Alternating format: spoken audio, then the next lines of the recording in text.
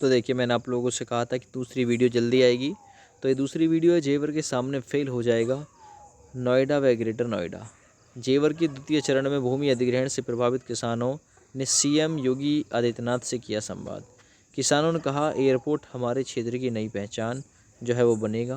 तो देखिए किसान समय मोहम्मद ने कहा कि जब से सीएम योगी आदित्यनाथ सरकार आई है और उसमें शांति है, अब जेवर में कहीं अपराध की घटना नहीं होती। जेवर एयरपोर्ट क्षेत्र को नई पहचान देगा।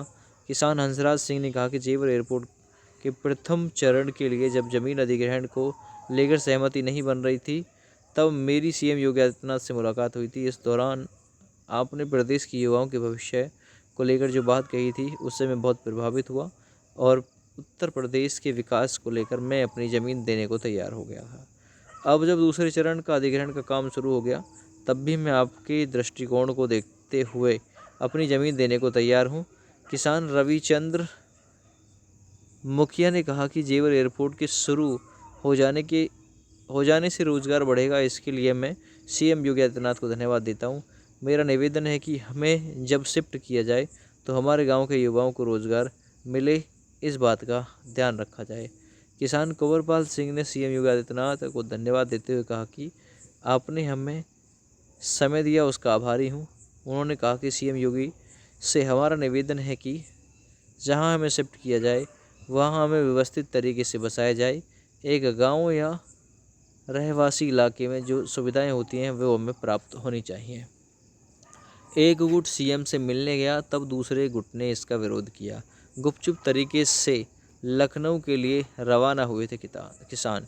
किसानों का एक गुट बुधवार सुबह फलेदा कट के पास तो 3 बसों में सवार होकर लखनऊ के लिए रवाना हुआ। हालांकि किसानों ने इस बात को छिपा रखा था और न ही विधायक ने इस बात को ज़्यादा तोल दिया। जब दूसरे गुट के किसान उनसे लगातार संपर्क साधने की बात कर रहे थे, किसानों का आरोप है कि एक गुट चुपके से विधायक के कहने पर बुधवार को लखनऊ रवाना हुआ था और देर शाम तक कोई सूचना किसानों ने नहीं दी। तो भाई आप लोग ये देख पा रहे हैं कि जेवर के सामने फेल हो जाएगा और जेवर एयरपोर्ट से जो किसान हैं वो मुलाकात कर चुके हैं मुख्यमंत्री योगी आदित्यनाथ जी से।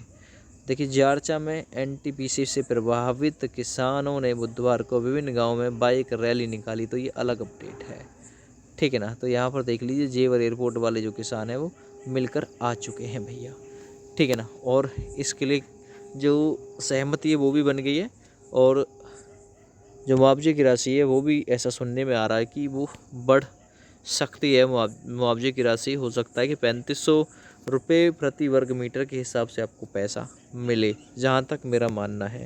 हालांकि अभी कोई ऑफिशियल अपडेट नहीं है, जैसे ही आ जाएगी आप लोगों तक पहुँच जाएगी।